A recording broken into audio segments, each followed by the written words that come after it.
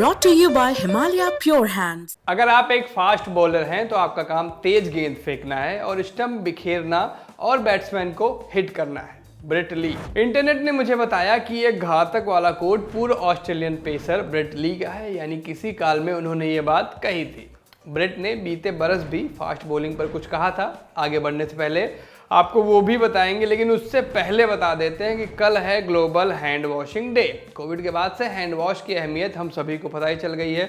धोते धोते हाथ घिसे जा रहे हैं, तो हिमालय प्योर हैंड्स के साथ हाथ साफ रखकर हाथ से खाइए, क्योंकि देश का स्वाद हाथ से खाने में ही आता है और बार बार तो बेसिन मिलेगा नहीं कि आप हाथ धुल पाएं।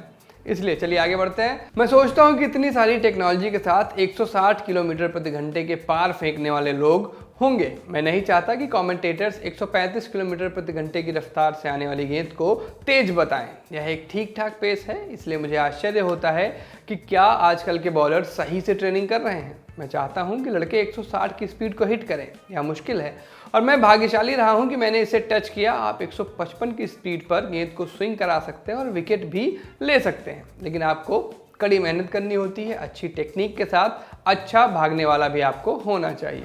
ये हुए आज की पेस बॉलिंग पर बीते जमाने के दिग्गज ब्रेट ली के विचार। और अब आपको बताते हैं एक समाचार ये है कि उमरान मलिक ऑस्ट्रेलिया नहीं जा पाए क्योंकि बीसीसीआई समय रहते उनके वीजा का जुगाड़ नहीं कर पाया। जुगाड़ शायद यहाँ गलत शब्द हो, क्योंकि हम भारतवासी तो जुगाड़ तब लगाते हैं जब कायदे से नियमों से काम ना हो।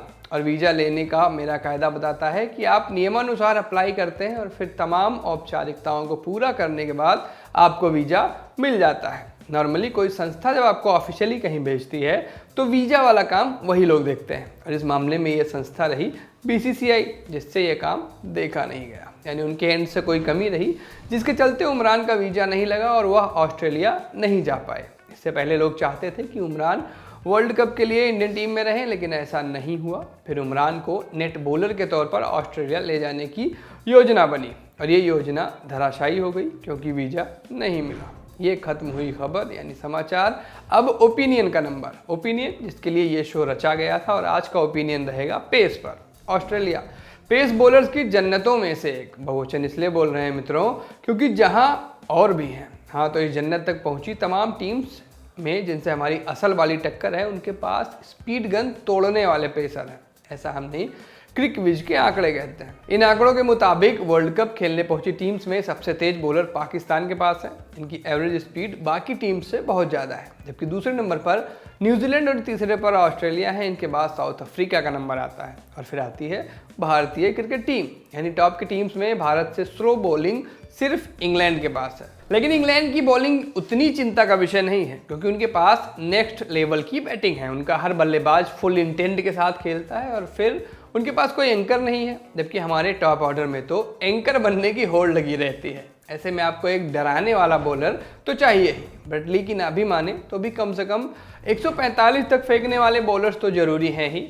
चलिए मुख्य टीम में ना रहें, लेकिन नेट्स पर तो बहुत जरूरी है ना, नहीं तो तेज स्पीड वाली गेंदों के सामने प्रैक्टिस कैसे होगी, और प्रैक्टिस नहीं होगी तो फिर वही होगा जो 2013 से लगातार होता आ रहा है। वैसे अब मोहम्मद शमी मुख्य टीम से जुड़ गए हैं तो हमारी एवरेज स्पीड कुछ तो बढ़ेगी ही, लेकिन जाने क्यों मुझे लगता है कि यह भी पर्याप्त नहीं है। अगर बीसीसीआई ना चूकती और उमरान नेट्स पर बॉलिंग के लिए मौजूद होते तो पाकिस्तान, न्यूजीलैंड, ऑस्ट्रेलिया और साउथ अफ्रीका के आगे हमें निश्चित तौर पर थोड़ा सा अपर हैंड मिलता, लेकिन ऐसा हो ना सका। और अब तो बस उम्मीद है कि शमी और रिजर्व बॉलर सिराज लगातार फिट रहें और नेट्स पर तेज गेंदें फेंकते रहें, जिससे हमारे बल्लेबाजों की तैयारी अच्छी रह सके, क्योंकि अभी तक तो ना हाल सही ना लग रहा। प्रैक्टिस मैच में भी टीम इंडिया की बैटिंग काफ़ी हल्की दिखी, और अगर ये ना सुधरा तो फिर से कांड होना तय ही मानिए। नमस्ते, मैं सूरज हूँ, आप चिली पॉइंट देख रहे थे। आपके लिए एपिसोड शूट किया था जतिन ने, जिनका आज जन्मदिन होता है। ललन टॉप देखते रहिए, ललन टॉप स्पोर्ट्स को सब्सक्राइब कर लीजिए। शुक्रिया।